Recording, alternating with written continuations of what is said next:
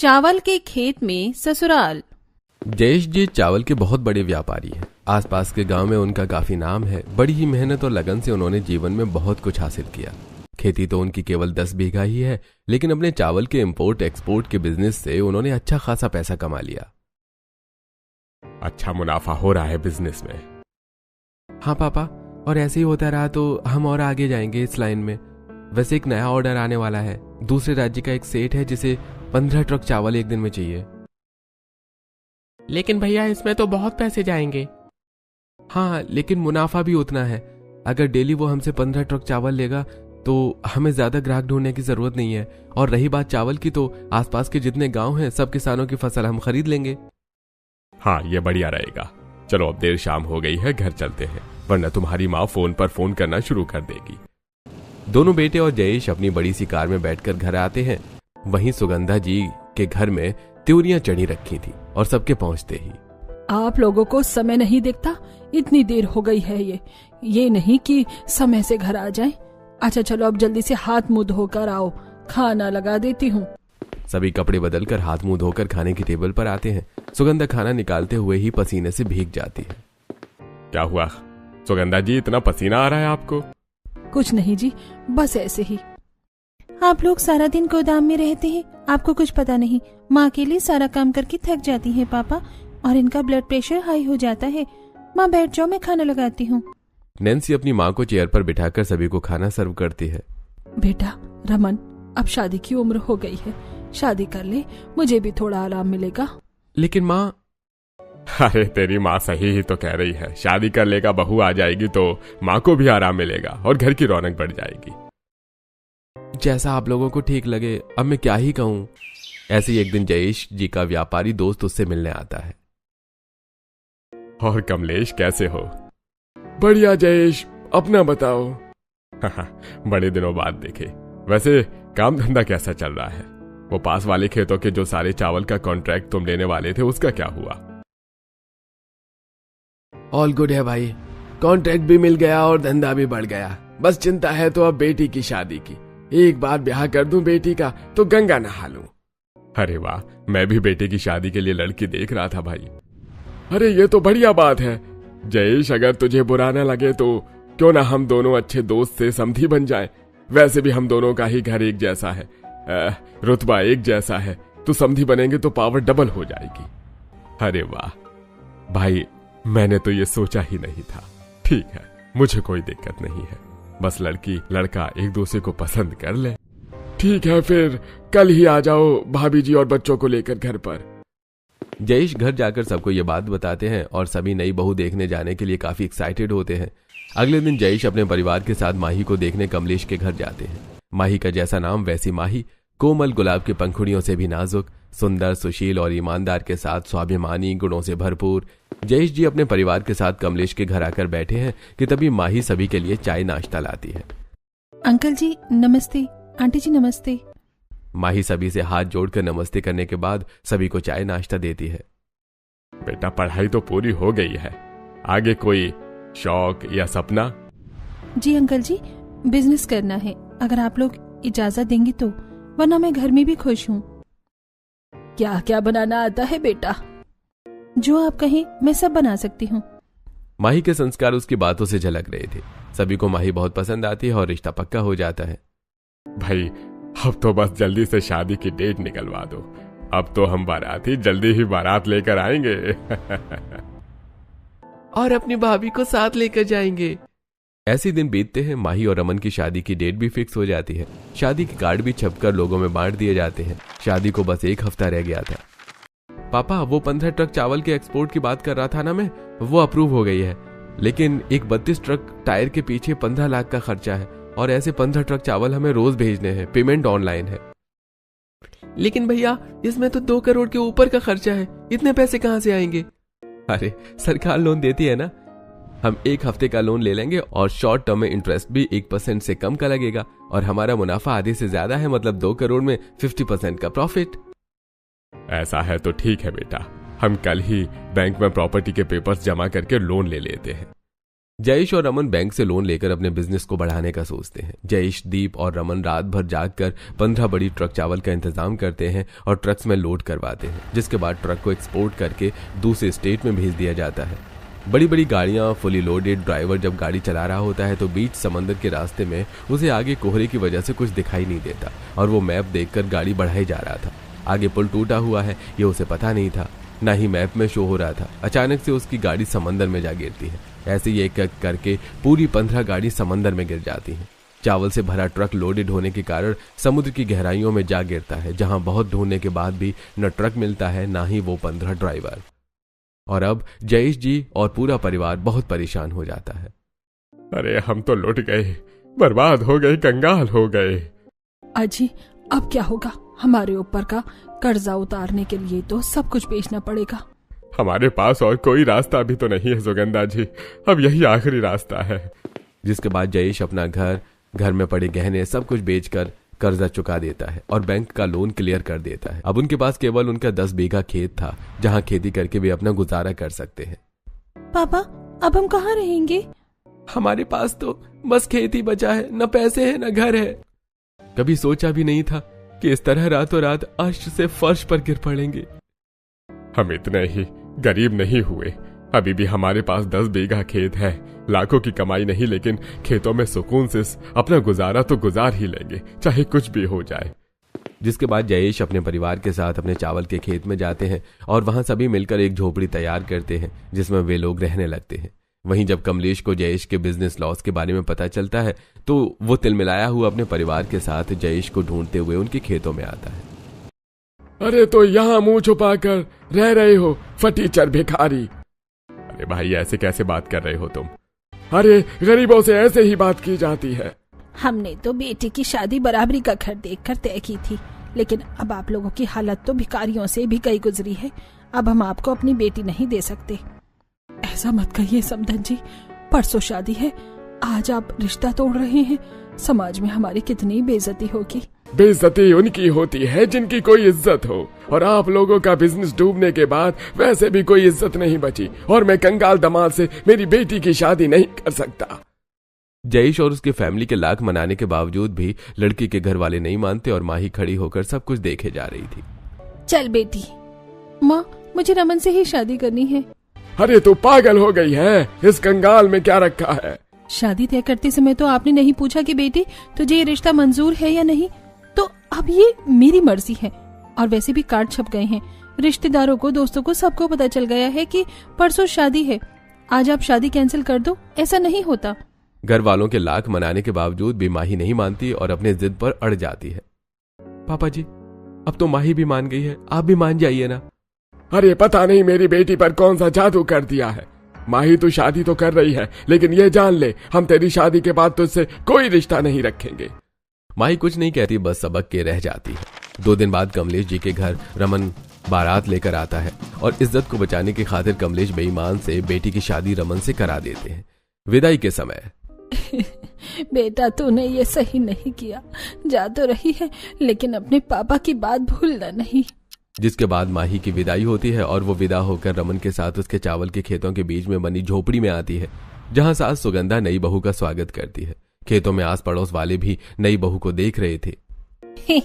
अरे देखो तो नई बहू भी आ गई, तो चावल के खेतों के बीच बने ससुराल में। इन गरीबों की यही औकात है, क्या बहू के लिए कमरे का घर भी नहीं बनवा सकते थे? अरे बहू गरीबों का खून चूसती है, इन्होंने देखो अब उसी का नतीजा है। भाई ये तो हंसने वाली बात हो गई है। अमीर की बेटी आई चावल के खेतों के ससुराल में। सभी ठाके लगाकर हंसने लगते हैं और नई बहू का खूब मजाक बनाते हैं। अरे ओ बूढ़ी काकी काका, और कोई काम नहीं है क्या? दूसरों के घरों की पंचायत में लगे हो, जाओ भागो यहाँ से, बुढ़ापे में दिमाग सठिया गया है। देखो तो इस छोकरी को कैसे तेज कैंची किसी जुबान चला रही है। हमने तो सही ही कहा, चावल के खेतों का भी ससुराल होता है क्या? अरे रखने खिलाने की औकात नहीं थी तो ब्याह नहीं करना था। मैं रिक्वेस्ट करती हूँ कि आप लोग यहाँ से दफा हो जाइए, वरना मजबूरन हमें वो करने पर मजबूर होना पड़ेगा जो हम नहीं करना चाहते। जिसके बाद सभी मुंह बनाकर वहां से चले जाते हैं। माफ कर देना बहू, हमारी वजह से तुझे इतनी दिक्कतों का सामना करना पड़ रहा है। कोई बात नहीं माँ जी, अब घर मेरा है तो इस सारी समस्या से लड़ना भी तो मुझे ही होगा। नैन्सी थाली में कुमकुम घोल कर लाती है। हमारे घर की लक्ष्मी भाभी, इस कुमकुम से इस मिट्टी की कच्ची दीवार पर अपने हाथों का छाप दे दो। माही ऐसा ही करती है। सभी ताली बजाने लगते हैं। अब भी किसी को यकीन नहीं हो रहा था कि माही ने उनकी इज्जत के लिए अपने परिवार को छोड़ दिया। चावल के खेतों में माही की पहली रात बहुत ही कष्टदायी गुजरती है। रात भर मच्छरों के कारण माही सो नहीं पाती। वहीं अगली सुबह माही जल्दी उठकर झोपड़े में झाड़ू बगार करती है और धान को मुसल से कूटने बैठ जाती है। बहू, तू ये क्या कर रही है? माँ जी, आज मेरी पहली रसोई है ना, इसीलिए मैं धान से चावल निकाल रही हूँ ताकि सबके लिए खीर बना सकूं। भाभी, आपको तकलीफ करने की जरूरत नहीं है। तकलीफ कैसी? और अपने ही घर में कोई दिक्कत नहीं है, मैं कर लूंगी नैन्सी। इसके बाद माही बाहर खेतों में बंधी गाय का दूध लेकर आती है और फिर मिट्टी का चूल्हा बनाकर उस पर पतीला रखकर दूध डालकर उसमें चावल पकाती है और चावल की खीर तैयार करती है और सभी को परोसती है। पापा जी, कैसी बनी है खीर? बहुत स्वादिष्ट है बहू, तुमने इतने कम में ही स्वादिष्ट खीर बना दी है। बहुत टेस्टी बनी है। भाभी, एक और कटोरी खीर मिलेगी क्या? जी देवर जी। माही दीप को एक और कटोरी खीर सर्व करती है। जिसके बाद माही खाना बनाने जाती है तो देखती है कि रसोई में बस थोड़ी सी सब्जी है, न दाल है न आटा है। अब इतने में मैं खाना क्या बनाऊं? एक काम करती हूँ, चावल के आलू गोभी के फरे बना लेती हूँ, सबको स्वादिष्ट भी लगेंगे, कम में बन भी जाएगा।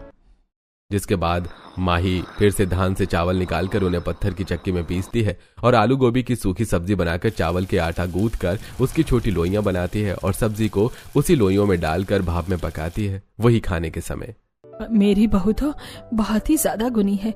बहू, ये चावल के फरे बहुत ही ज्यादा टेस्टी बने हैं।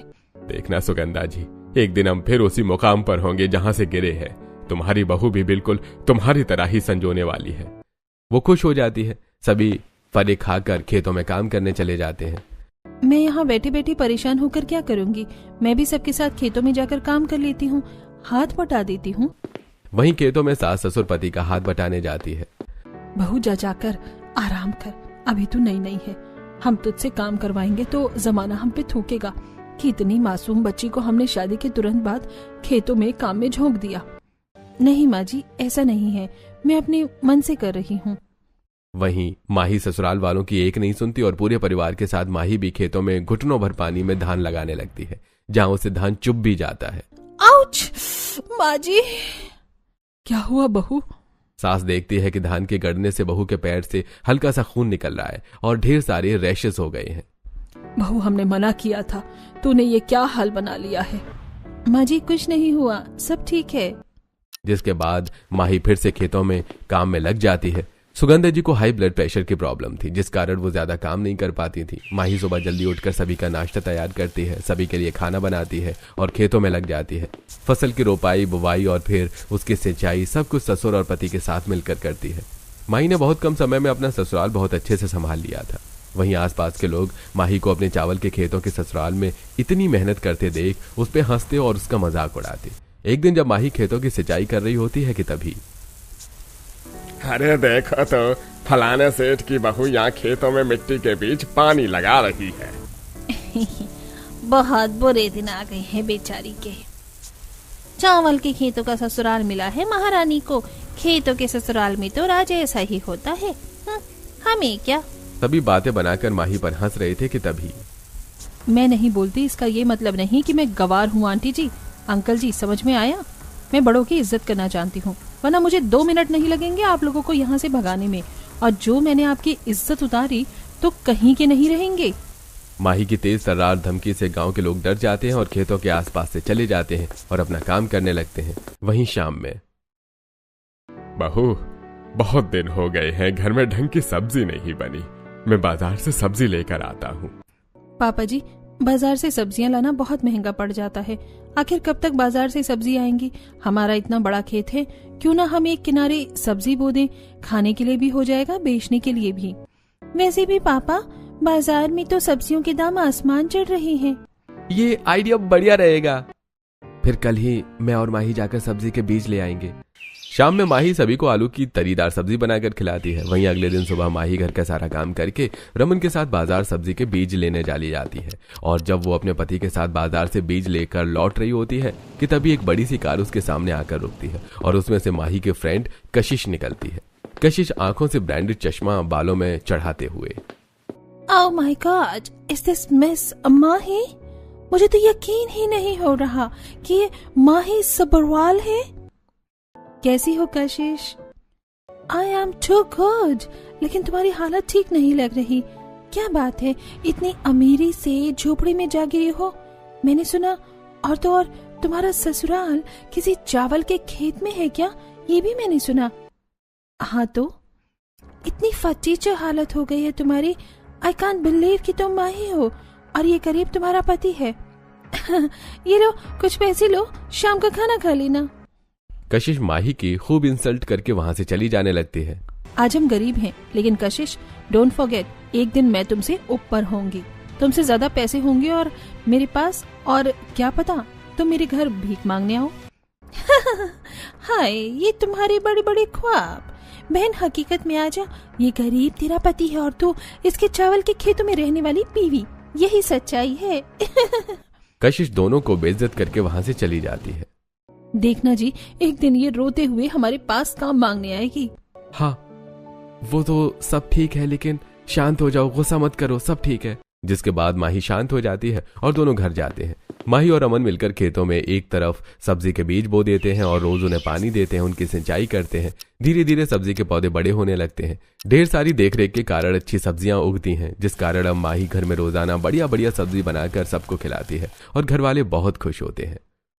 बहू, तेरे कारण देख हमें कितना बढ़िया सब्जी खाने को मिल रहा है।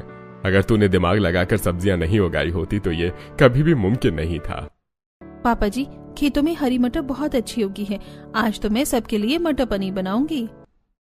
माही बाहर बंधी गाय का दूध निकाल कर लाती है और उसे फाड़ कर पनीर बनाती है और खेतों से मटर तोड़ कर लाती है। उसे छीलती है और सब्जी का तड़का देकर सारे मसाले डालकर मटर पनीर तैयार करती है। साथ में धान को कूट कर चावल निकाल कर उसे चक्की पर पीस कर चावल का आटा तैयार करती है और उसी चावल के आटे को पूरी बनाती है।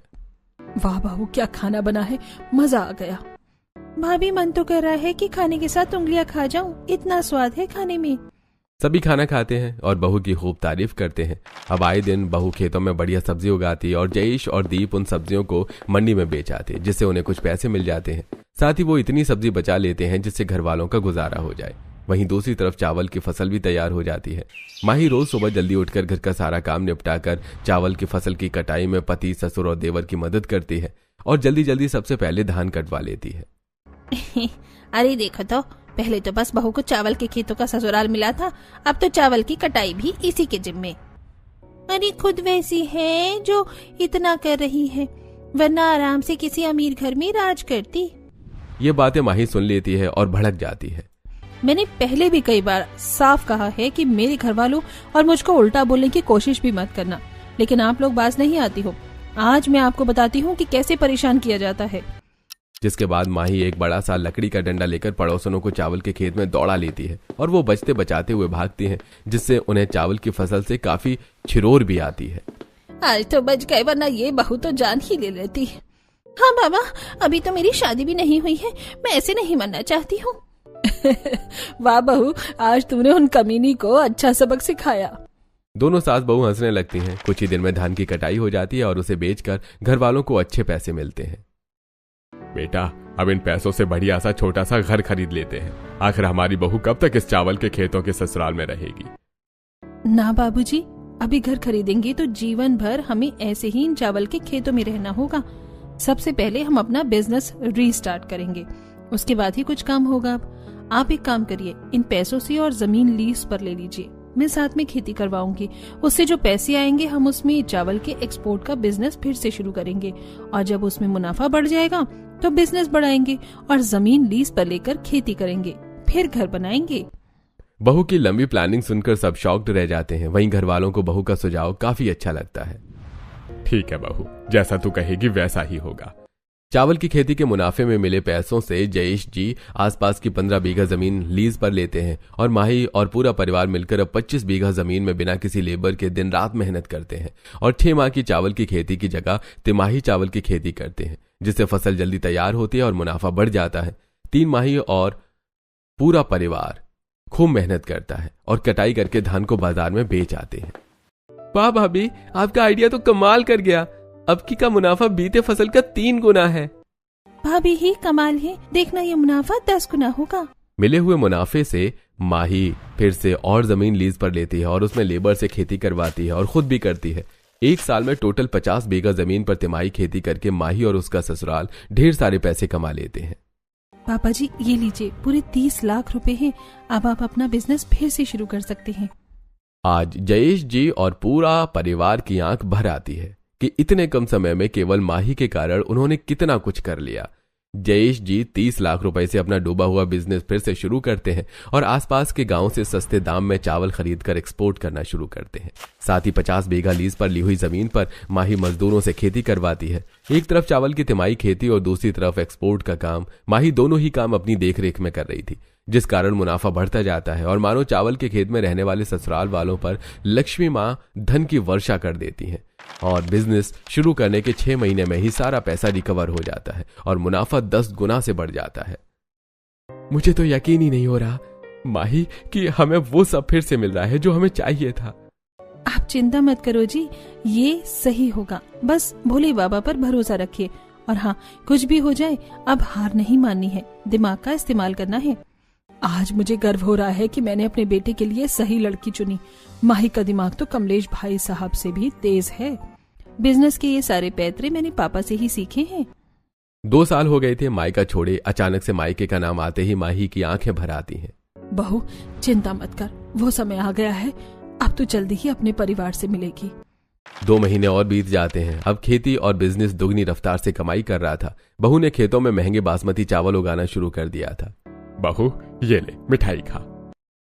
किस खुशी में पापा जी? बहू हमारे एक्सपोर्ट बिजनेस को ऑफर आया है, बहुत बड़ी डील मिली है और खुशी की बात यह है कि स्पॉन्सर कोई और है, न बैंक से पैसे लेने हैं न खुद के पैसे लगाने हैं।